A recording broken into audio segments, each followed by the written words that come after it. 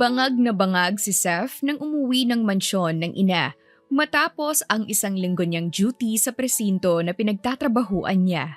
Mabuti nga at pinagpahinga siya ng kanyang tito, ang commander ng grupo nila matapos ang trabaho. Pagpasok pa lang ng mansyon, ang ina niyang si Chrissy ang sumalubong sa kanya na may masamang tingin. Umikot ang mata ni Seth nang makita ang ina at alam niya sa sarili niya na kailangan niyang magpaliwanag ng 1 oras. I know, Mommy, at kailangan ko na magpahinga. Magpapaliwanag ako sa iyo bukas ng umaga. Aniya at saka naglakad patungong silid nang harangan siya ng ina. Seth, anak, sigurado ka ba talaga sa napili mong trabaho? Nag-aalala kami ng daddy mo sa'yo.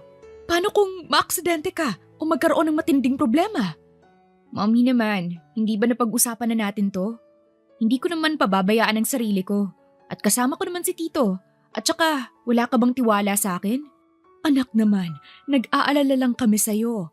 Lalo na't 1 linggo ka ring hindi nagparamdam sa amin. Tapos ngayon, uuwi kang may pasa at gasgas. Hindi mo naman mapipigilan ang pag-aalala namin. May lungkot sa boses ng ina. Ang kaninang pagod at antok ni Seth ay nabura dahil sa lungkot ng ina. Alam niya na muli itong bubuklatin ng ina dahil hindi talaga tanggap ng mga ito ang naging desisyon niya na maging pulis. Ito kasi ang pangarap niya at ang mga kakambal at kapatid niya ay nagpapalakad ng kumpanya. Nais niyang mag-iba ng career dahil kilala na ang pamilya nila bilang pinakamayamang pamilya. Nais niyang makatulong lalo na sa mga pamilyang hindi nakukuha ang hustisya ng tama. Siya si Sephora o mas kilalang Seth, isang pulis at anak ni Chrissy at Damon. Ito ang gusto niya bata pa lang siya, ang makatulong sa mamamayan. Mommy naman, magtiwala ka sa akin, okay? Promise, hindi ko pababayaan ang sarili ko. At huwag kang mag-alala dahil hindi ko ipapahamak ang sarili ko. Anak naman, gusto ko lang naman makasiguro. Sige na, magpahinga ka na. Thank you, Mommy. Pakisabi na lang po kay Daddy na namimiss ko na siya. Good night. Aniya at saka nagtungo sa loob ng silid niya. Inilapag niya ang baril at ang ibang gamit sa ibabaw ng mesa. Hiniga niya ang katawan sa malambot na kama para bang pakiramdam niya ay nawala ang lahat ng sakit sa katawan niya. Hindi rin nagtagal, dinalaw na siya ng antok at hindi na namalayan pa nang tuluyan na siyang makatulog. 4 na oras na ang nakakalipas simula ng dalawin ng antok si Seth. Ngunit padaskol siyang bumangon dahil sa pag-iingay ng cellphone niya. Hinablot lamang niya ito at sinagot ng hindi tinitingnan kung sino ang caller ng tawag. Kung sino ka mang buwisit ka, sana hindi ka na pinanganak sa mundo. Natutulog yung tao, tawag ka ng tawag. Hiyaw niya. Ang sakit mo naman, baby ko. Gusto ko lang naman sana sabihin na kailangan mong magpunta ngayon dito sa presinto dahil may bago kang babantayan. Ano? Bakit hindi ibigay kay Lauren yan? Aba, lagi na lang akong gumagawa ng trabaho. Hindi pwede dahil humihingi ng leave si Lauren. I need you, ASAP. Maganda ang mission mo nito dahil involve ang sikat na doktor ngayon sa Pilipinas. Kailangan narito ka na bago pa magumaga kaya, Seth. Yamot na yamot si Seth na bumangon at mabilis na naligo. Sinipat pa niya ang orasan sa ibabaw ng pader. Halos mapamura siya nang makita na 3:00 pa lang ng madaling araw at ilang oras lamang ang tulog niya. Bangag na bangag siya, ngunit wala siyang magagawa kundi sundin ang gusto ng tito niya bago pa siya ang tapusin ng tambak na trabaho. Mabilis lamang nakarating si Seth sa presinto. Sa opisina ng kanyang tito siya agad nagtungo ng nakangunot ang kilay dahil maliban sa pagod siya at walang tulog, hindi pa rin siya kumakain ng matinong pagkain. Hi baby ko! Akala ko naman maghihintay pa ako ng ilang oras. Eto na ang kape mo dahil alam kong hindi ka pa nakakakain. Inabot pa nito ang isang tasa ng black coffee. Mabuti naman at may kabaitan ka pang taglay. Anong gusto mong gawin ko? Ano na naman to? Sino naman ang hangal na kailangan kong bantayan? Ang sikat na doktor ng YL Hospital. Inilapag pa nito ang folder na naglalaman ng mga impormasyon at larawan ng nasabing doktor. Hindi napigilan ni Seth ang magtaas ng kilay nang makita kung gaano kakisig ang doktor na kahit sino talaga ay mahuhulog rito. Anong hula niyang ginagawa niyang krimen? Mukhang hindi gagawa ng kalokohan ng ganitong mukha, tito. Aniya pa at tumingin ng seryoso sa lalaking nasa harapan ni Sephora. Alam ko ang nasa isip mo, Seth. Pero may nakapagbigay na ng tip sa atin na tulak siya at sa mismong ospital pa talaga. Sa ospital? Parang napaka-imposible naman ata na magbenta siya ng droga sa mismong ospital. Binasa palalo ni Seth ang mga impormasyon ng nasabing doktor upang mas makilala at mapag-aralan ito.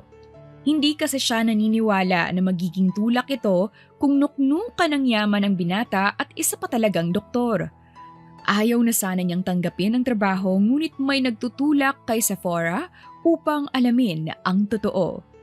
Alam ko na tipo mo siya, pero trabaho ang ipupunta mo roon, Seth. Ipapaalala ko lang sa'yo at nandyan sa isang folder ang magiging identity mo at uniform. Hinalungkat naman ni Sephora ang isa pang folder at naroon nga ang pekeng dokumento upang makapasok siya sa mansyon nito bilang yaya. Naroon na rin ang uniforme na susuotin niya at ang susi. Itinaas pa niya ito sa harapan ng lalaki.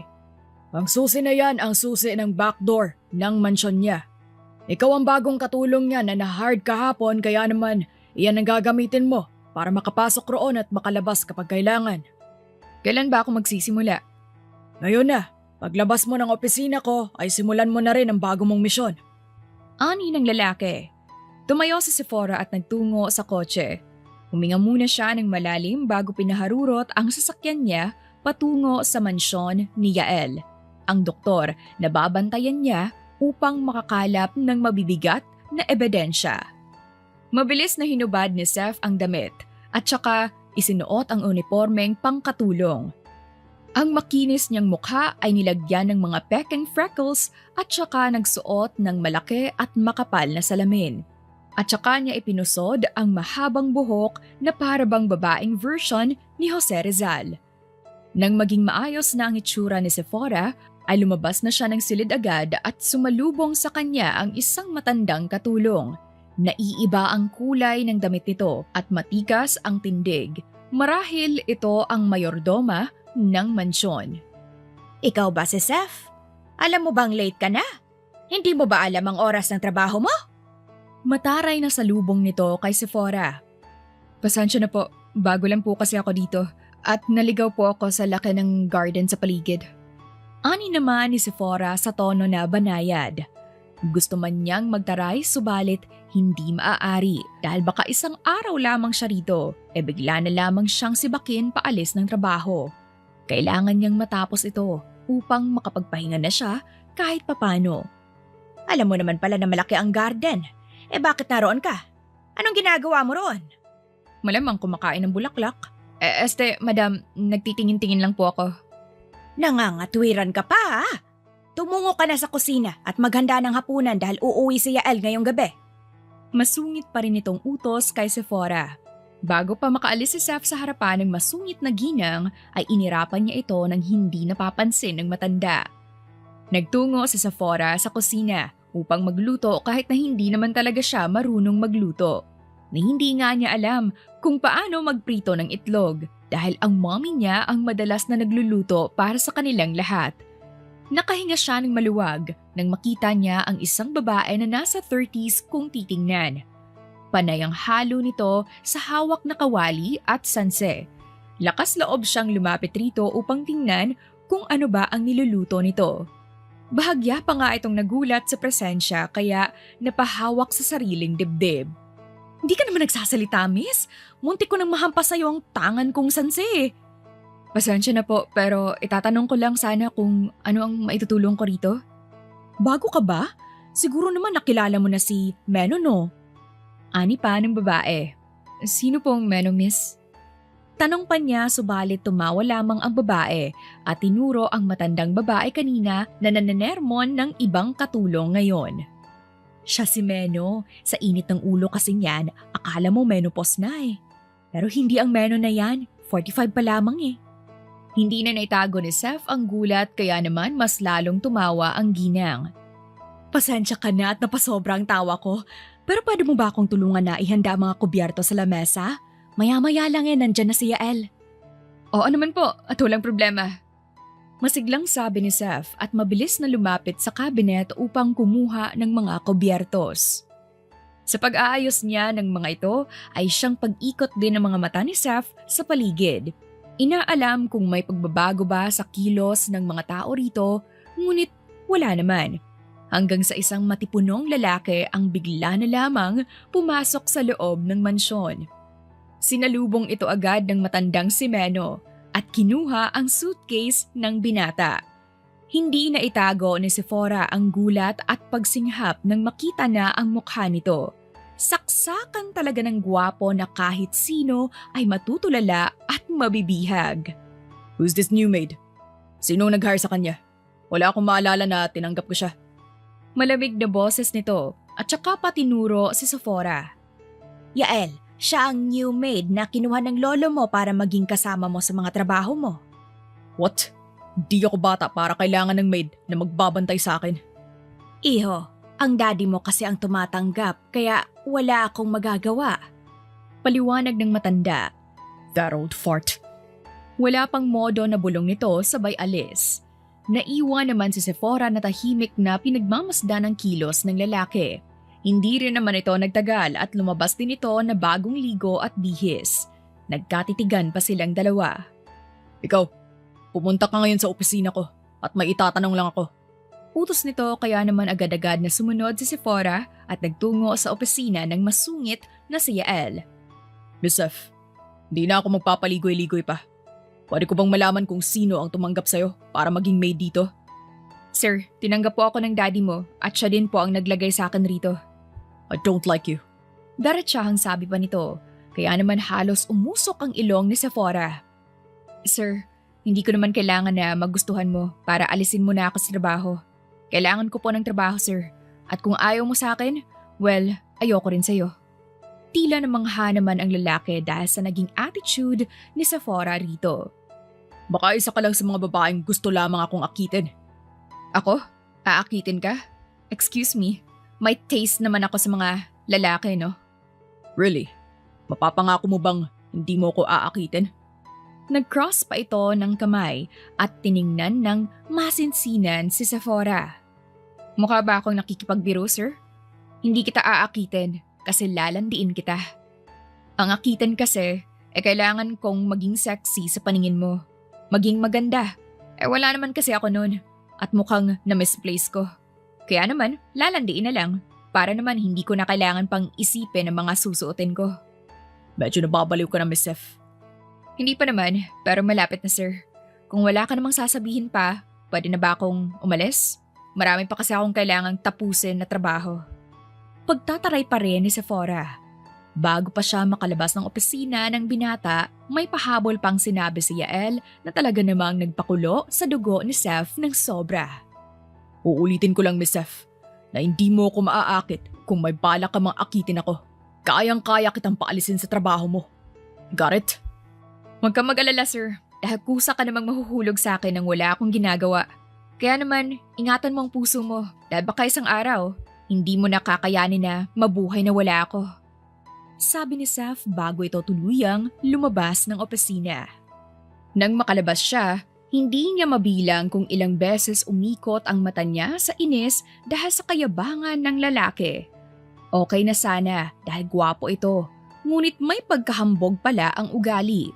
Kundi lamang sa kanyang misyon ay hindi niya ito matatagalan ng isang araw. Subalit, narito na siya at ang kailangan niyang gawin ay tapusin ang trabaho at maglaho na parang bula. Isang linggo ang muling lumipas simula nang magtrabaho si Seth sa mansyon ni Yael bilang katulong. Kung minamalas ka nga naman dahil pinaalis ni Yael ang ibang katulong na kasama niya dahil sa kapalpakan at paglalandi daw ng ibang babae sa kanya. Ang tanging natiran lamang ay siya at si Manang Meno. Maski kasi ang kusinera ng mansyon ay pinalayas dahil sa pang-aakit nito sa binata. Minsan kasi nitong sinubukan na pasukin sa silid si Yael na ang tanging suot ay manipis na bestida lamang.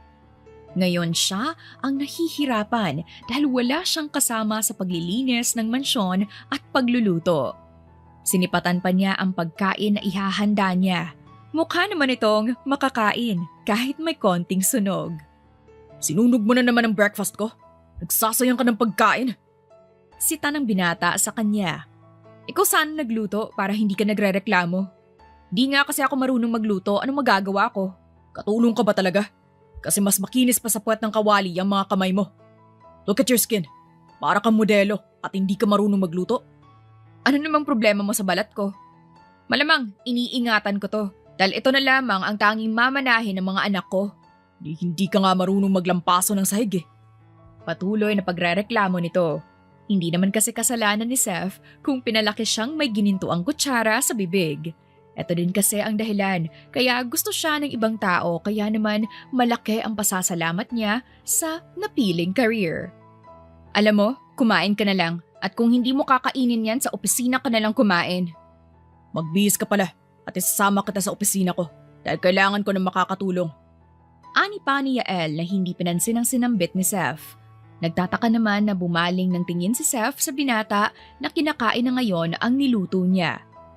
Sa ospital ba kung saan ka nagtatrabaho? Ano naman ang gagawin ko roon? Kailangan ko pa bang sagutin ang tanong mo?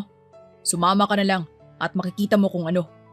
Masungit pa nitong sabi kaya naman hindi na lang kumibo si Seth at sumunod sa gusto nito. Nagpunta na sila sa ospital kung saan nagtatrabaho si Yael. Pagpasok pa lang nila rito, sumalubong na agad sa binata ang mga staffs at ibang doktor rito. Hindi agad nakaligtas sa paningin ni Seth ang magandang doktor na masama ang tingin ngayon sa kanya. Nagtataka man ang tingin ni Seth rito ay pinagtaasan pa rin niya ng kilay ang doktor. Good morning, Yael. Hindi ko akalain na makikita kita ng ganito kaaga ngayong araw. Hindi ba sa gabi pa lang ang duty mo? Sino naman itong babaeng kasama mo? Katulong mo? Talagang pinagdikdikan pa ng babaeng doktor ang salitang katulong. Nagpantig tuloy ang tenga ni Sephora. May kailangan akong tapusin, Doktora Ramos. At yes, katulong ko siya. Kaya kung wala ka nang sasabihin na importante, pwede ka nang umalis. Malamig na tugon ni Yael kaya si Sephora naman ngayon ang nakangisi sa malditang doktora. Subalit, hindi talaga maawat ang babaeng doktor at hinawakan pa ang braso ni Yael. Pumungay ang kanyang mga mata at bahagyang dinikit ang dibdib nito sa dibdib ni Yael. Halos mga simamukha ni Sephora dahil halatang halata ang ginagawa nito. Harassment. Mahinang bulong pa ni Seth. Anong sinasabi mo? Excuse me? Girlfriend ako ni Yael. Tipid namang sabi ni Yael. Halos mamula sa kahihiyan ang babaeng doktor sa sinambit ni Yael. Gusto mang humalakhak na Sephora dahil wala talagang pinipili ang binata kahit na ang dating kasintahan nito. Kung wala ka nang sasabihin, pwede ka nang umalis sa harapan ko, Doktora Ramos. Yael, hanggang ngayon ba ay galit ka pa rin sa akin? Pwede naman nating pag-usapan kung ano man ang problema natin noon, hindi ba? Doktora Ramos, hindi ako nagpunta dito para lang makipag-ayos sa'yo o ayusin ang relasyong matagal nang tapos. Kung hindi naman kalabisan sa'yo, pwede bang umalis ka na? May trabaho pa akong gagawin. Hindi na naitago ni Yael ang yamot sa boses. Nasakta ng babae kaya naman padabog itong lumabas ng opisina ngayon ni Yael. Hindi naman napansin ni Sephora na kanina pa pala siya pinagmamasdan ni Yael. Pigil na pigil kasi ang tawa niya at inirapan pa ang kawawang doktora. Nang magtama ang mga mata nila, nagtatanong na nagtaas ng kilay si Sephora. Ano namang tinitingin-tingin mo dyan? Masama bang tumawa kasi masaya ako? Ano namang kinasasaya mo, Miss Sephora? Paano kasi yung ex mong mukhang espasol na pahiya? Paano ba naman kasi? Masyado siyang halata at saka ano bang dahilan at nagkahiwalay kayo? Namali ka ba ng tinurok ng bakuna sa kanya? At saka pa tumawa ng malakas si Sephora. What a childish. Mahinang bulong pa ni Yael. Hoy, narinig ko yon ha? Di ba pwede na LT naman talaga yung ex mo? Teka nga, ano bang ginagawa ko dito at sinama mo ko? Kailangan ko lang ng makakatulong dahil 32 hours ang magiging duty ko ngayon sa operating room. Kailangan ko na makakasama. Ano ka, bata? Pati pala ako ay dadamay mo sa puyatan? Babayaran naman kita. Marami akong pera. Marami kang pera ah. Tila may panunuyam naman kay Yael. Sa inis ni Sephora ay nilayasan niya ito at plano niyang bumili ng kape muna sa labas upang bawasan ang init ng ulo niya simula pa kanina. Nagkataon naman na paglabas niya ay siya namang pagtunog ng cellphone sa bulsa. Ang tito niya ang tumatawag sa kanya na mabilis niyang sinagot. Nag-usap sila tungkol sa kalagayan ni Yael ngunit wala talaga siyang napapansin na gumagamit ito ng pinagbabawal na gamot lalo na ang pagbebenta. Binaba niya rin ang tawag ng kanyang tito tsaka siya nagtungo na sa pinakamalapit na Starbucks. Sa paglalakad ni Sephora patungong Starbucks, hindi niya napansin ang dalawang lalaki na kakaiba ang kilos. Nagtungo siya sa counter upang bumili ng paborito niyang kape nang biglang magsigawan ang lahat ng customer. Dalawang lalaki na nakabonet ang buong mukha at may hawak na baril ang nanghimasok sa loob ng nasabing coffee shop. Subukan niyo tumawag ng pulis. Pasasabugin ko ang ulo ng batang to. Sigaw pa ng lalaki na tanga ng 5 taong gulang na bata na umiiyak na ngayon. Wag ko ang anak ko, sir! Sige, lumapit ka rito at sisiguraduhin kong hindi mo na siya makikita pa. Sigaw nitong muli.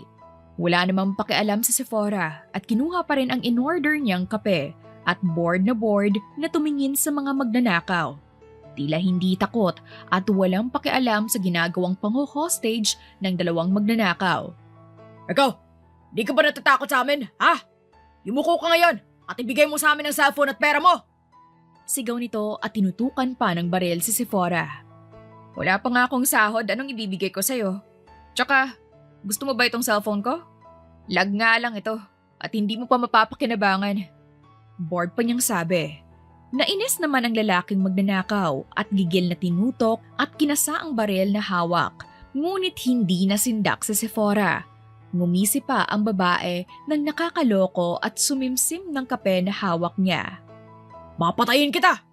Papatayin kong batang to! Di mo mapapatay ang bata sa pekeng laruan mo, sir. Sa susunod, kung hostage kayo, siguraduhin yung matatapang kayo at hindi manginginig habang nagbabanta. Aba, ang yabang mong hayop ka ah! Itinulak niya ang batang hawak kanina at inundaya ng saksak sa Sephora. Hindi umilag si Sephora ngunit bigla na lamang humandusay ang lalaki sa lapag at wala na itong malay. Anong ginawa mo? Sigaw ng isa pang lalaki na ngayon ay nanghila ng batang babae. Subukan mong lumapit sa akin at papatayin ko ang batang to. Inilabas na rin ito ang hawak na patalim. Mas lalong lalaki ang kaso mo kapag sinubukan mong pagbantaan ang lahat ng tao rito. Huwag kang lalapit! Sigaw pa ng lalaki nang dahan-dahang lumapit si Sephora rito. Sinabi nang huwag kang lalapit o papatayin ko to! Go ahead. Para naman habang buhay ka ng makulong. Sino ka ba, ha? Lumayo ka at pakawalan mo kami. Walang masasaktan. Di ko magagawa ang gusto mo dahil trabaho ko ito. Mabilis na lumapit si Sephora sa lalaki. Inundaya na rin siya nito ng saksak nang madaplisan si Sephora sa kanyang tagiliran dahil sinalon niya ang batang babae na itinulak lamang kung saan. Di mo ba alam kung paano ko to itatago sa dragon na yon? Inis niyang sabi dahil nabutasan ang damit niya at may mansya na rin ng dugo. Huwag kang sabing lalapit sa akin! Sa isang paspas lang ng kamay ni Sephora ay nagawa niyang matalo ang mga magnanakaw. Labis ang pagpapasalamat ng mga tao, ngunit hindi rin nagtagal si Sephora roon dahil naalala niya si Yael. Tsak na umuusok na ngayon ang ilong ng binata dahil 1 oras na pala siyang wala. Dala na rin niya ang kape na hindi na mainit nang pumasok ng opisina nito. Tama nga ang hinala niya. Nakaupo ito sa swivel chair at nakangunot ang magkabilang kilay. Napalunok pa si Seth nang magsalita ito na tagos hanggang buto niya. San ka galing? Mabuti naman at nagawa mo pang bumalik. Ani ni Yael sa boses na ubod ng lamig. Hanggang makauwi ng mansyon ay hindi na talaga pinansin ni Yael si Sephora. Kahit anong tawag at pangungulit ni Sephora sa binata ay hindi na talaga siya pinansin nito. Yael, di mo ba ako papansinin? Kailangan ko bang lumuhod sa'yo para lang pakinggan mo ko? May ginawa lang saglit at bumili ng kape. Yael, baby, pansinin mo naman ako. Panunuyo pa ni Sephora sa lalaki. Subalit matigas na talaga si Yael at tila isa lamang siyang hangin ngayon sa kanya. Sinundan ni Sephora si Yael hanggang sa silid nito. Talak pa rin ang talak, ngunit bingi naman ang binata. Fine. May hostage na naganap kanina sa coffee shop, kaya naman hindi ako agad nakabalik. Pag-amin niya kaya naman natigilan si Yael. What? Ngayon naman lolokohin mo ko? Seth, I hate liars. So am I? Kailan ba ako nagsinungaling sa'yo? Alam mo na gusto kita, kaya naman hindi ko magagawang lokohin ka sa ganitong bagay. At alam mo yan. Pag-amin ni Seth. Hostage? Sa Starbucks sa labas ng kumpanya ko? I hate liars. Kita na rin ang dismayado sa mukha ni Yael. Hindi naman ako nakikipagbiruan sa'yo Totoo naman ang sinasabi ko. Tingin mo ba, kaya kong mag-imbento ng kwento para lang paniwalaan mo? Di pa ako ganun kabaliw. What's your proof? Sige nga, nasaan ang proof na may hostage ngang nangyari? Hindi nagdalawang isip si Sephora nang itaas niya ang suot na damit. Bumungad kay Yael ang fresh pa niyang hiwa sa tagiliran na galing sa magnanakaw kanina. Hindi pa ito nalinisan ni Sephora dahil nga wala siyang oras. Itinago na lamang sa itim na cardigan na suot. What the? Saan mo to tinamo? I told you, may hostage kanina sa Starbucks at nakipagbuno ako sa mga magnanakaw na yun. Parang wala lang sabi ni Sephora. And then hindi mo agad sinabi sa akin kanina nung nasa hospital tayo? Are you crazy? Oo, baliw na ako sa'yo. Kaya naman huwag ka nang magalit Kasi naman hindi ko naman alam na inaantay mo pala ako.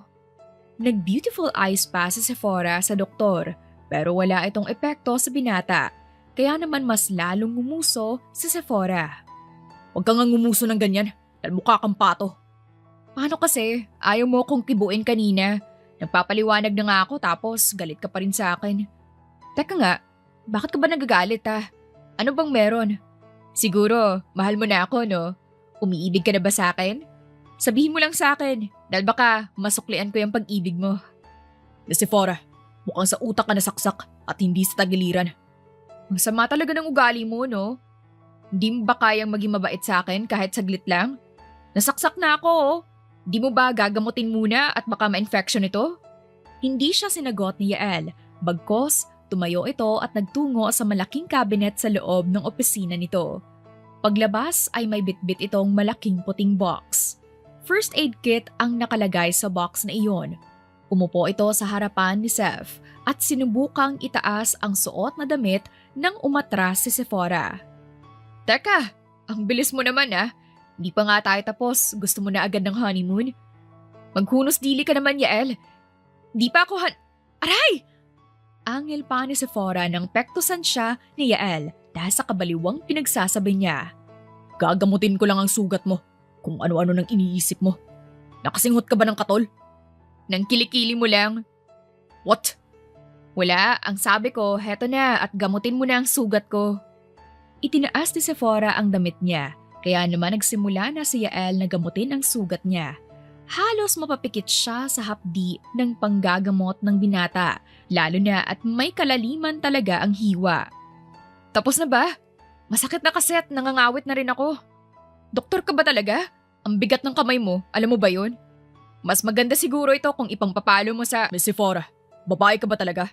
Kung makapagsalita ka kasi, ay hindi gawain ng isang babae. Hindi ba? Hindi mo dapat sinasabi sa akin ng mga ganyang salita. Dahil lalaki ako at babae ka. Ano naman ang kinalaman ng pagiging babae ko dito at lalaki mo? Ikaw lang naman ang nag-iisip ng masama at hindi ako. Ang gusto ko lang naman sabihin ay magandang ipangpalo yan sa mga kriminal. Ikaw ang madumi ang utak dito. Ani ni Seth sabay nguso. Hindi niya napansin ang nakausling ngiti sa labi ni Yael dahil sa kakulitan niya. Nang mapansin ni Yael ang ngiti sa labi niya, hindi niya sinasadyang madiinan ang sugat ni Seth. Aray ko naman! Kaysa ata gumaling yan, baka magkasakit pa ako lalo dyan Dahan-dahan naman!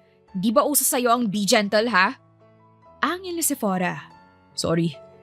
Tipid namang sagot ni Yael. Umabot ng 5 minuto subalit hindi pa natatapos si Yael sa panggagamot sa sugat ni Sephora. Nakuha ng mainip ng dalaga at pagpawisan sa pagtitiis ng hapdi at kirot. Kahit nasanay na si Seth sa palaging pagkasugat at bugbog, ay kahinaan pa rin talaga niya kapag nakakatamo siya ng mga hiwa. Tsak na magwawala ang mommy at daddy niya kapag nalaman nila ang tungkol dito sa sugat niya. Baka nga mailibing siya agad ng buhay ng mommy niya dahil nakangako siyang hindi pababayaan ang sarili. Matagal pa ba? Kanina pa yan na? No. Ano? Kanina mo pa yan ginagamo tapos hindi ka pa ba tapos? Diyos me, ikaw kayang langgasan ko ng alcohol at betadine. Di mo man lang magawang maging gentle sa akin. Pero sa ibang pasyente, kung ingatan mo, wagas. Dinadramahan mo ba ako? Hindi, nagsasabi lamang ako ng sama ng loob ko. Naglungkot-lungkutan pa sa Sephora. Dinig niya ang pagbuntong hininga ni Yael bago ito tumayo at iligpit ang mga gasa at gamit na ginamit nito. Pinanood pa ni Sephora ang binata na magpunta sa pintuan ng opisina nito. Nagtaka siya dahil mukhang wala ng planong kausapin siya nito. Saan ka pupunta? Magpapahinga. Ano? Hindi mo man lang ba ako sasamahan? Aalalayan? Why would I? Kaya mo naman ang sarili mo, hindi ba? Magpapahinga na ako, Seth. At magpahinga ka na rin. Banayad ang boses ni Yael roon bago lumabas ng opisina nito. Hindi muna nag-sink in sa utak niya ang naging boses ni Yael pero kalaunan ay nagtitili siya sa kilig. Inaamin ni Sephora na may pagtingin siya sa binata. Hindi niya iyon itatanggi dahil mas nakilala niya ito kahit papano kaya hindi niya maintindihan kung paano ito naging suspect sa pagbebenta ng mga droga. Iyon ang kailangan niyang gawin ngayon, ang mapatunayan na isa itong mabuting tao na may anger issue. Muling lumipas ang 1 linggo at mas naging malapit sina Yael at Sephora. Lantara na rin ang pagpapakita ni Sephora ng kanyang damdamin sa doktor. Hindi nga niya alam paano pa iibigin ang binata kung palagi na lamang itong nag-iinarte sa kanya. Madalas na rin siyang isama ni Yael sa mga lakad nito, lalo na kapag out of the country kasama ang doktora na magiging karibal niya ngayon sa binata. Isang araw na rin niyang dinededma ang Tito Martin niya dahil wala pa rin siyang makuhang ebidensya kay Yael o sa madaling salita ay ayaw niyang idamay pa si Yael sa problemang kinahaharap dahil sigurado siyang hindi si Yael ang tulak sa ospital. Yael, love, kumain ka na ba? Pwede mo bang tingnan kung anong nangyayari sa puso ko? Umakting pa si Seth na tila nahihirapang huminga. Agaran namang lumapit si Yael sa kanya at inalalayan itong maupo sa sofa. What happened? Anong ginawa mo? Bakit nahihirapan kang huminga?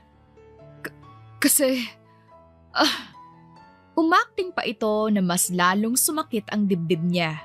Nataranta naman si Yael at mabilis na kinuha ang stethoscope upang pakinggan ang puso at baga ng dalaga.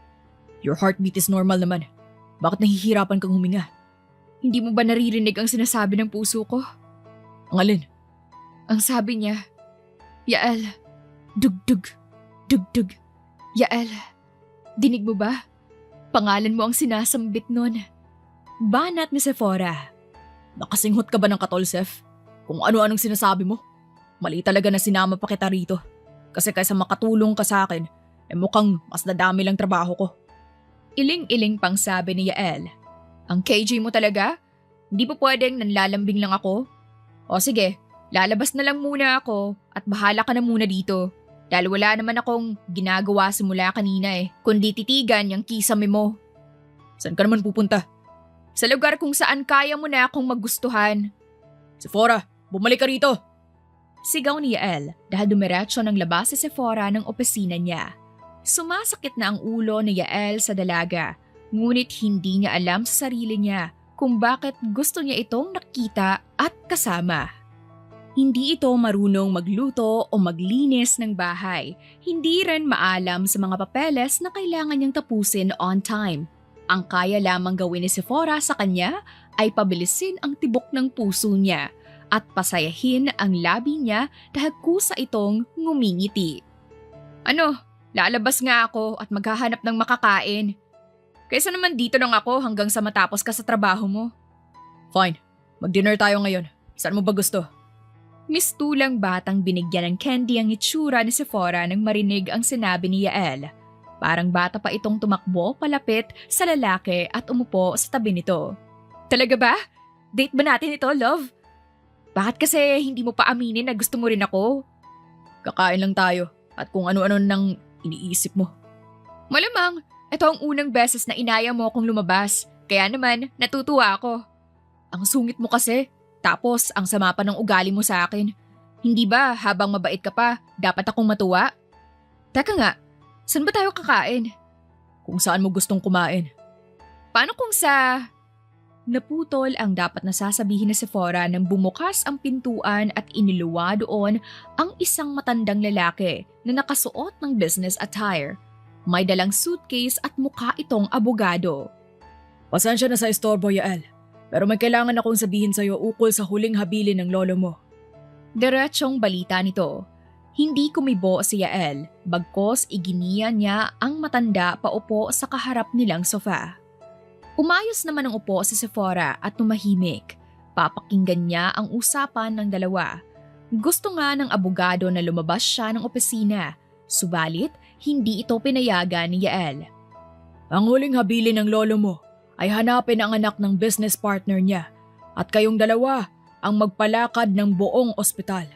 Kung maaari ay nais niyang pakasalan mo ang dalagitang may ginintoang tinidor sa bibig. Anong ibig sabihin nito, attorney? Na hindi ako ang magpapalakad ng sarili kong ospital? Anong kalokohan ng bagay na yun, attorney? May share siya sa sarili kong ospital? 10% ang share niya rito base sa iniwan na kondisyon ng lolo mo. Yun lamang ang gusto kong sabihin sa'yo at kailangan mong makilala. Kung sakali na hindi ko siya makilala, anong consequences ang maaaring mangyari? Tanong ni Yael. Hindi mo maaaring pamalakaran ang ospital na iniwan ng lolo mo sa'yo, Yael. Yun lamang at mauna na ako. Sino si Golden Queen? Ano mo siya? Anong ibig sabihin ng sinabi niya? Madaldal ka talaga no? Masama bang malaman kung sino siya? Kabit mo ba siya, ha? Aminin mo na, Yael. Baka masapak kita ng wala sa oras. I don't know her. At hindi ko nga alam na nag-e-exist ang tulad niya. Hindi ko nga alam kung saan ko ba siya hahanapin at kung buhay pa ba siya sa mga panahong ito. Bakit hindi mo tinanong sa abogado mo kung ano bang pangalan niya? Para naman makilala mo siya, hindi ba? Pero tek nga, di ba magdi-date tayo? Ano pang ginagawa natin dito? Magagabi na Pinakita pa nga ni Seth ang suot na relo. Nakalimutan ko, may gagawin pala ako. Yael naman! Kasasabi mo lang kanina, hindi ba? Magdi-date tayo? Bakit mo binabawi ngayon? Anong kalokohan yan, ha? Fine. Subukan mo lang hindi gawin ang sinabi mo at sa susunod na gigising ka sa gitna na ng kagubatan. Pagbabanta pa ni Sephora. Namamangha naman ang mga tinging ipinukol ni Yael sa kanya. Ngunit naroon ang ngiti sa mga labi nito. Habang palabas ng opisina nito sa hindi sinasadyang pagkakataon ay nakasalubong nila si Doktora Ramos. Masama pa ang ipinukol na tingin ng babae kay Sephora, kaya naman mas lalong kumapit si Sephora sa braso ni Yael. Hi, saan ang punta niyong dalawa? Wala kang pakialam, Doktora.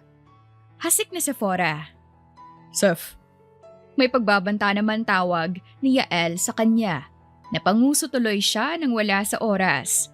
Kahit hindi pa niya nakakausap ng matagal ang babaeng doktora, ay alam ni Sephora na hindi maganda ang budhi ng babae. Maliban sa ramdam niya ang selos at inggit nito sa kanya, ay alam din ni Sephora na hindi ito mapagkakatiwalaan lalo na at naging kasintahan ito ng binata. Pwede ba akong sumama sa inyo? Pwede mo rin ba akong isabay? Nasira kasi ang sasakyan ko Wala ka bang mga paa? Pwede ka namang mag-taxi. Bira naman ni Sephora. Miss Maid, hindi naman sa naiinis ako sa'yo Pero anong karapatan mong sumabat palagi sa usapan namin? Anong masama kung sumabay ako sa kanya? Maid ka lang at wala kang karapatan na bumoses rito. Aba, kundi ko lang alam na masama ang ugali mo, edi kanina pa Alright, pero magdi-dinner sana kami. Kung gusto mong sumabay, sige lang. Putol ni Yael sa sasabihin ni Sephora. Kitang-kita ang dismaya sa mukha ni Seth sa sinabi ni Yael. Lalong nag-init ang ulo niya nang makita ang naglalarong ngisi sa labi ng babae. Thank you! Alam ko naman na hindi mo ako pababayaan eh. Yael! What? Walang gana pa nitong sabi. Patong-patong ang dismaya ni Sephora sa binata. Ngunit sino ba siya upang magalit at magreklamo? Maid lamang siya at kaya siya narito ay dahil sa kanyang misyon. Sa biyahe, walang hinto sa pagdada ang doktora kaya naman hindi mapigilan ni Seth ang mapairap ng mga mata. Yael, naalala mo pa ba noong ganitong oras, nagpupunta tayo sa tabing dagat para kumuha ng mga shells? Namimiss ko na. Oo naman, mukha ka kasing shells. Mahinang bulong pa niya. Naalala mo pa ba noong nadapa ka kasi nakatapak ka ng bato? Then kinarga kita kaso hindi kita kaya. Kaya naman magkayakap tayong natumba sa buhangin. Iyon din ang unang pagkakataon na nagtama ang mga labi na, ouch! Para saan yun? Hiyaw ng doktora dahil sa sapak na ginawa ni Sephora. Pigil na pigil din ang pagtawa ni Yael na nagdadrive. Nakita niya ang ginawa ng dalaga. Pasensya ka na doktora, may lamok kasi sa pisngi mo at hindi ko maatim na hindi siya patayin. Ang daldal mo kasi, kaya naman nilalapitan ka na ng mga lamok. Pwede bang wag mo nang ikwento ang nakaraan nyo? Past na nga, di ba? So para saan pa yun? Wala akong nakikitang masama kung mapag-usapan ang nakaraan namin. Pwes, sa akin, hindi siya okay dahil nakakairitang pakinggan ang cringe niyong kwento. Kung gusto mong bumalik sa nakaraan, mag-isa ka. Huwag mo na kaming idamay sa kabaliwan mo. Hasik pang muli ni Sephora. Mawalang galang na maid, pero bakit ang kapal mukha mo ha? Anong meron sa'yo at nagagawa mo ang lahat ng to? Hindi ba isang hamak na katulong ka lang? Bakit nag-aastang mayaman ka kung isa kang hampas lupa? Anong karapatan mo na bakuran si Yael? Anong karapatan ko? Wala. Pero ikaw, may karapatan ka ba? Hindi sa akin ang usapang to. Pero napapansin ko na masyado ka ng pakialamera. Sasagot pa sanang muli si Sephora nang tumigil na ang sasakyan. Nasa harapan sila ng malaking hotel. Bumaba si Yael at umikot kung nasaan si Sephora.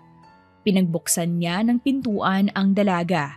Hindi pa ito nakontento at ipinatong na rin niya ang suit sa balikat ni Sephora. Hindi naman nakaangal si Seth dahil kinabahan siya bigla at bigla na lamang tumibok ang puso niya ng sobrang bilis. Mabilis natapos ang dinner nilang tatlo. Hindi natuwa si Seth dahil sa pagiging papansin ng doktora kaya naman nagpaalam na rin siya upang tumungo ng restroom. Hindi niya inaasahan na susundan siya ng babae roon at hihilain bigla ang mahaba niyang buhok. Matagal na ako nagtitimpi sa iyong bubita ka ha? Anong karapatan mong landiin si Yael ha? Anong karapatan mong agawin ang pwesto ko sa buhay niya? Hindi porket malakas ka sa kanya ay may karapatan ka na. Ikaw bubita, isang hamak na maid ka lang. Bitawan mo ako o tatama sa'yo ang kamao ko. Pagbabanta at madiin na sabi ni Sephora sa babae. Tingin mo, matatakot mo ako dyan? Nagkakamali ka dahil hindi ko hahayaan na maagaw mo sa akin si Yael. Mamamatay ka muna bago mangyari yon. Sabi ng bitawan mo ko. Sumalampak sa malamig na lapag ang doktora. Natapon pa ang laman ng bag nito sa harapan ni Sephora. Napansin ni Sephora ang maliit na sachet ng kristal na bagay, ngunit mabilis na naitago ito ng babae. Anong bagay na yon? Hindi ko makakalimutan ang araw na ito, bubita. Hindi mo maaagaw sa akin si Yael at kung sakali man, sisiguraduhin kong uod na lang ang makikinabang sa'yo. Ano sabing bagay na yun eh? Sigaw ni Sephora at pilit na lumapit sa babae ngunit nakipag-agawan talaga ito sa hawak na bag. Ano bang sinasabi mo dyan? Bitawan mo ako, bubita! Anong karapatan mo na hawakan ang bag ko? Nakita ko yon, ang bagay na yon. Drugs yon, hindi ba? Di mo ako maluloko. Ano bang sinasabi mo dyan? Bakit naman ako magdadala ng drugs dito, ha? Nababaliw ka na. Bakit naman ako gagamit ng bagay na yon? Ipakita mo na sa akin ang bag mo, doktora. Or else, mapipilitan akong idaan ka sa dahas. Subukan mo at idedemanda kita. Sinabi ng pakita mo sa akin yan eh. Sinubukan na agawin ni Sephora ang bag ng babae nang biglang bumukas ang pintuan ng banyo at iluwa nito si Yael na nag-aalala ang mukha. Bakit ang tagal mo? Tanong pa nito. Sasagot na sana si Seth nang biglang matumba ang babae. Yael! Itinulak ako ng katulong mo. Pilit din niyang inaagaw ang bag ko. What? Totoo ba yun? Kapag ba sinabi kong sinabunutan niya ako at pinagtanggol ko lamang ang sarili ko, maniniwala ka? Hamon naman ni Sephora. Napatigil si Yael sa naging tono ng boses ng babaeng nasa harapan niya. Ibang-iba ito sa usual na kasama niyang dalaga na makulit at pasaway at ang tanging makikita din sa mga mata nito ay kaseryosohan. Ginawa mo ba? Yes, I did. Nauna ka bang nanakit? Hindi. Pinagtanggol ko lamang ang sarili ko. Malamig na sambit pa ni Sephora.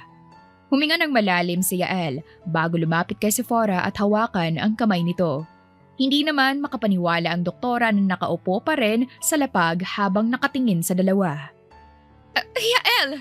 Paano ako? Mas pipiliin mo ba ang bubitang yan kaysa sa akin? Bakit naman kita pipiliin? Ano ba kita para piliin, Miss Ramos? Hindi niya inaasahan ang sasabihin ni Yael. Tagos kung tagos kasi iyon sa baga. Pero ako ang dapat mong tulungan dahil kasintahan mo ako. Mahal mo ako at ako ang mas nakakakilala sa'yo rito. Alam ko ang lihim mo. Dating kasintahan at dating minahal. Kung alam mo man ang lihim ko, feel free, ikalat mo kung dyan ka sasaya. Ani ni Yael, aalis na sana sila ni Sephora nang muling magsalita ang babaeng doktor. Sige, piliin mo siya at sisiguraduhin kong kakalat ang lihim mo. Huwag mo akong susubukan, Yael. Huwag mo akong susubukan dahil kaya kitang pabagsakin. Hindi na kinaya ni Sephora ang pagbabanta ng babae sa binata na tangan siya ngayon. Kitang-kita niya ang pagbabago ng hitsura ni Yael at alam niyang nagtitimpi na lamang ito upang hindi rin masaktan ng babae sa pagbabanta nito. Sige lang, ikalat mo kung ano man ang sekreto niya. Pero simulan mo na rin magtago dahil sisiguraduhin kong mabubulok ka sa kulungan, Doktora Ramos. Aniya, anong kakayahan mong pagbantaan ako, maid? Mas mahina ka pa nga sa daga eh. Ano ang kaya mong ibigay kay Yael? Ang katawan mo? Ano bang meron ka? Anong meron ka na wala ako? Anong meron ako na wala ka? Meron akong Yael. Ikaw ba? Meron ka pa bang Yael? Kung kayamanan naman ang usapan, di hamak na dumi ka lang sa kuko ko, Doktora Ramos. Magkano ba ang sahod mo sa pagiging doktor? 6 digit? May sarili kang kumpanya? Assets? Company? Walang-wala yan sa meron at kaya kong gawin. Wag mo akong susubukan dahil kaya kong pabagsakin ang lahat ng yan ng isang pitik ko lang. Malamig na sabi ni Sephora na maski si Yael ay kinalabutan. Ramdam kasi niya ang otoridad sa boses ng babae at ramdam niyang hindi ito nagbibiro at mas lalo tuloy siyang na-curious sa tunay na pagkatao ng babae. Ang isang tulad mo? Really, maid? Tingin mo ba matatakot mo ako sa ganyan mo? Isa ka lang maid. Try me. Eto ba ang gusto mo sa babae, Yael? Elosyonada at filingera? Hindi ko alam na babagsak ka sa ganitong babae. Tina, pwede bang tumahimik ka na? Wala akong pakialam sa sinasabi mo dahil di hamak naman na mas mabuti siyang babae kaysa sayo. Tigilan mo na ang kahibangan na ito dahil may mahal na akong bago. Wala ka na mapapala sa akin simula ngayon kaya tigilan mo na ang lahat ng to. Si Yael na ang nagsalita upang hindi na humaba pa ang alitan. Yael, alam mo ang kaya kong gawin. Then gawin mo. At wala akong pakialam. Huling sambit ni Yael bago hinila si Sephora palabas ng hotel na iyon. Tahimik naman si Sephora dahil hindi pa rin nagsisink in sa utak niya ang mga sinabi ni Yael kanina. Garen, utos pa nito na sinunod din naman ni Sephora. Ano bang ginawa niyong dalawa sa restroom at humantong kayo sa ganong sitwasyon? Sino yung babaeng mahal mo? Pag-iiba ni Sephora sa topic. Nothing. Sino nga? Wala na ba akong pag-asa? May mahal ka ng iba? Bakit hindi mo sinabi agad sa akin? Alam mo ba na umaasa ako? Umaasa ako, Yael. Sa mansyon na lang natin ito pag-usapan. Hindi. Ngayon na. At gusto kong malaman kung sino ang babaeng yun. Paano? Maghapon, magdamag, 7 araw sa 1 linggo tayong magkasama. Paano ka nagkaroon ng mahal na iba? Ano yun? Paano yung mga pagsasama natin? Sephora, sa mansyon na lang natin pag-usapan ang bagay na yan. Pwede ba? Hindi. Ngayon na. Ngayon mo aminin sa akin kung sino ang sinasabi mong mahal mo. Tumingin ka sa akin at sabihin mo sa mga mata ko kung sino ang babaeng yan. Seth, Yael, sabihin mo na kung sino siya at nang matapos na to. ikaw. Ha? Ikaw ang tinutukoy ko. Ikaw ang mahal ko. Happy? Kailan pa? I mean, kailan mo pa ako minahal? Totoo ba? Hindi naman makapaniwala si Sephora sa inamin ni Yael. Kinakabahan siya dahil maski siya ay hindi matanggap ng isipan niya. Sa tagal ng pagtitiis niya rito ay nagbunga din pala ang pangungulit niya. Talaga bang tatanungin mo ko kung kailan at paano? Bakit hindi mo tanungin ang sarili mo kung anong ginawa mo sa akin? Binaliw mo ko. Ngayong gusto na kita, doon ka magtatanong at magtataka ngayon? May plano ka bang mawala ng bigla? Ganun ba? Hindi ako papayag. Mahabang sabi ni Yael. Totoo ba talaga? Mahal mo na ako? So, tayo na? Di mo man lang ba ako hahayaan na ligawan ka? Kailangan pa ba yun? Bulala sa Sephora. This is exactly the reason kung bakit hindi ka na mawala sa isip ko. Ang pagiging shameless at walang preno ng bibig mo. Pwede naman ang gusto mo, pero may gagawin lang sana ako na baka naman pagsisihan mo. Ikikiss mo ba ako? Pwede naman. Mas lalong ngumiti ang labi ni Yael dahil sa mga sinasabi ni Sephora. Isa kasi ito sa nagustuhan niya sa babae, ang pagiging prangka at totoo. Okay lang sa'yo na halikan kita? Ganun ba? Di mo ko sasampalin? Ang bagal mo naman! Hasik na Sephora at siya na ang kumabig sa batok ni Yael at hinalikan ito sa labi. Hindi naman siya pinahiya ni Yael, tulad niya, sabik na sabik din ito sa mga labi niya. Hindi nila napansin na tumagal ang halikan kundi pa sila tila kapos sa paghinga. So, tayo na? Ulit pa nito. Liligawan kita. Paano kung ayoko? Sige, tayo na. Tsaka pa humalakhak ng malakas si Sephora. Ikaw mahal mo na pala ako. Hindi ka pa nagsasabi. Pero mahal din kita na kahit ang sungit mo ng sobra. Thank you. Kasi hindi ka nagsawa sa kasungitan ko. Pero sa ngayon, kailangan na natin umuwi. Dahil baka hindi ko na mapigilan ng sarili ko at maangkin kita dito. Ani ni Yael. Hindi nagtagal si Yael at Sephora ay nauwi na rin talaga sa pag-iibigan. Nagkaroon na sila ng relasyon at iyon ang pinakamasayang nangyari sa buhay nilang dalawa. Ganoon pa rin ang trabaho ni Sephora dahil hindi pa rin naman tapos ang misyon niya. Subalit sigurado siya na hindi isang masamang tao si Yael. Mali ang impormasyong pinakakalat ng kung sino man ang nagsumbong sa kanila. Seth, hindi ba nag-usap na tayo tungkol dito? Kailangan mong alamin kung si Yael ba ang Lord sa ganitong bagay o hindi. Nauubos na ang oras mo, Sephora. Huwag mong sabihin sa akin na nahulog na ang loob mo sa kanya. Suspect siya pa ng Tito Martin niya. Hindi siya ang drug lord. At isipin mo ito, Tito Martin. Paano magbebenta ng droga ang isang tao na mas mayaman pa sa'yo? Ang daming pera ng taong yun. Kaya paano?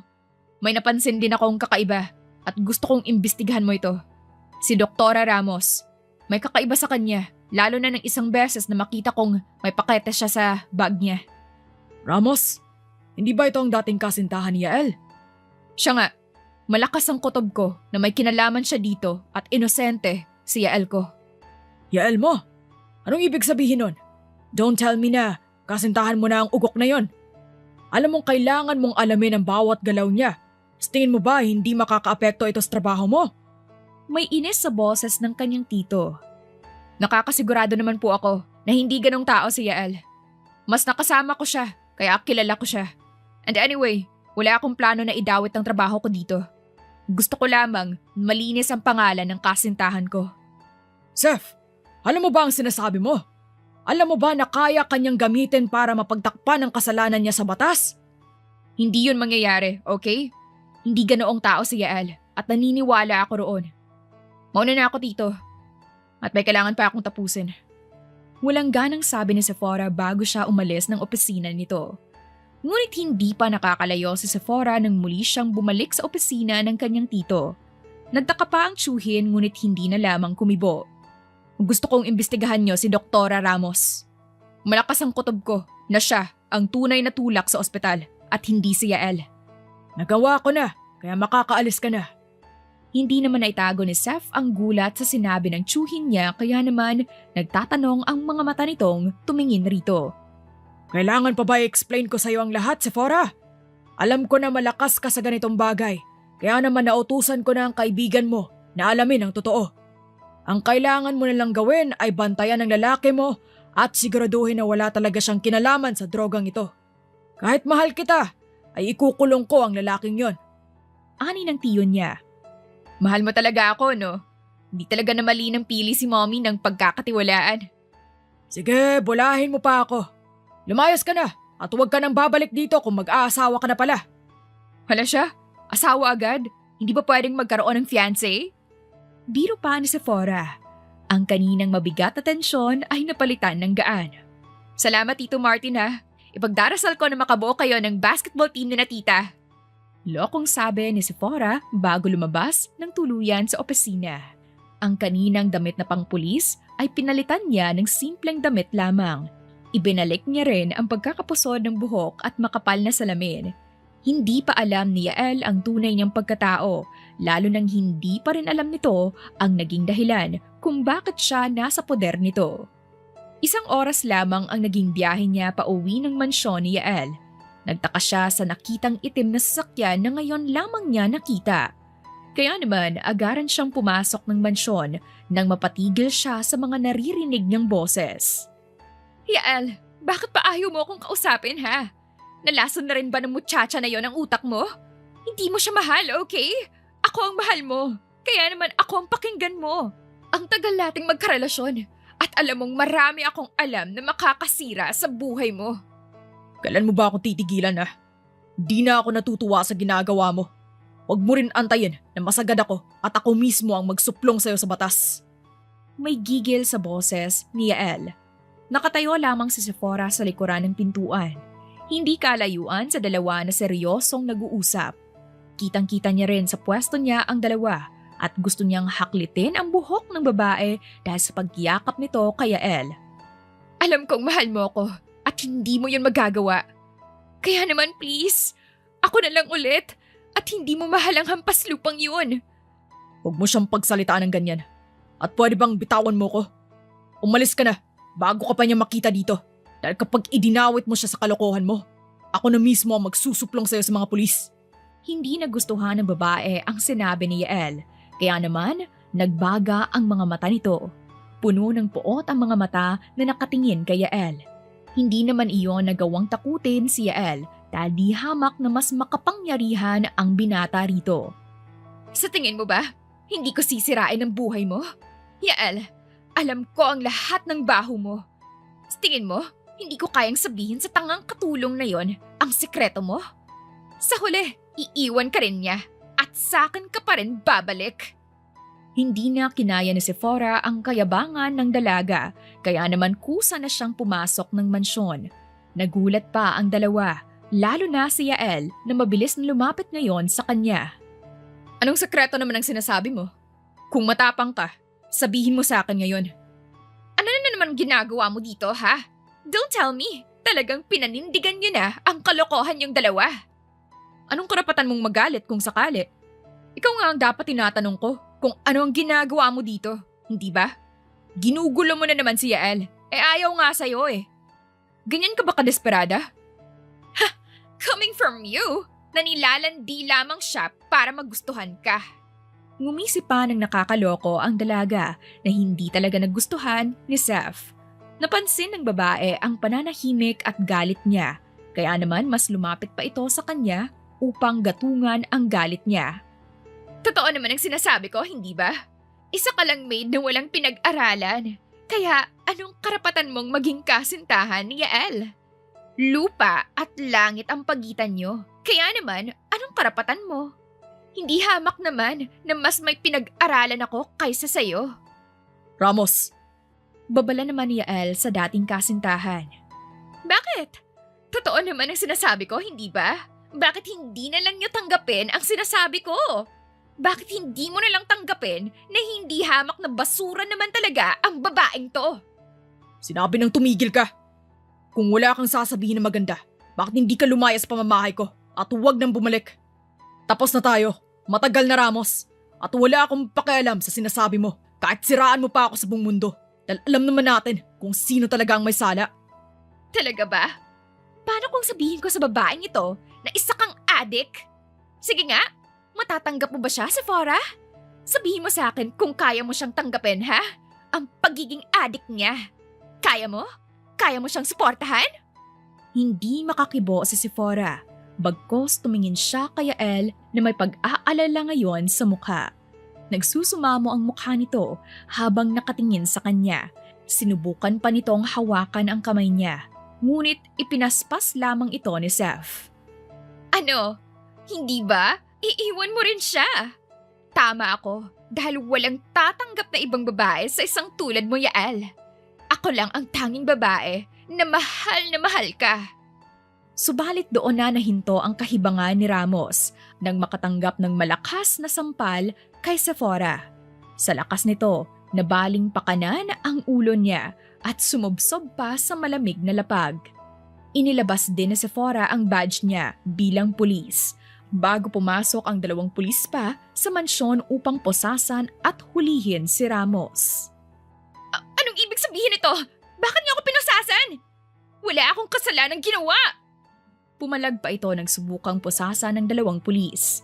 Naglakad naman patungo si Sephora sa bag ni Ramos na nakapatong sa isang sofa. Huwag mong pakikaalaman ang gamit ko, Bobita! Isusuplong kita sa pulis! Ako ang pulis dito, tanga. Sabi ko na nga ba, ikaw ang totoong adik dito eh. So, plano mong taniman ng droga ang love ko, hindi ba? Kaya uunahan na kita. Mabuti na lamang at agad na lumabas ang resulta ng drug grade sa kondo mo. Kaya, sino ang Bobita sa ating dalawa? Nakangising sabi pa ni Sephora. Hindi yan totoo! Yael! Tulungan mo ako sa Bobitang to! Alam mo kasama kita sa bagay na ito. Kung hindi mo ako tutulungan, idadawit ko ang pangalan mo sa kahihiyan. Pagbabanta pa ng babae. Manahimik ka nga! Hindi ko papayagan na sirain mo ang pangalan ng inosenteng tao. Kaya dalhin niyo na yan sa kulungan at huwag na huwag niyong pakakawalan yan. Utos pa ni Sephora sa kapwa-pulis bago kinaladkad ang babaeng walang patda sa pagwawala at pagsisigaw. Naiwan naman si Sephora at Yael, samantalang hindi naman makakibo si Yael na nakatingin ngayon sa nobya na may nakasuksok na baril sa likuran nito. Okay ka lang? Pwede ba tayong mag-usap? Sabi ni Sephora. Isa kang undercover police? Ha? Oo. Sorry, hindi ko sinabi agad. So, ang dahilan kaya ka dumating sa buhay ko ay para imbestigahan ako sa bagay na ito? Ang pag-ibig mo sa akin, totoo ba yun? Lahat ba to totoo? O pati iyon ay kasama lang sa trabaho mo? Ramdam na ngayon ni Sephora ang sakit at dismaya sa boses ni Yael. Hindi. Alam mong totoong mahal kita. At kumukuha lamang ako ng tiyempo para sabihin sa'yo ang lahat. Pasensya na kung tinago ko sa'yo ang tunay kong pagkatao.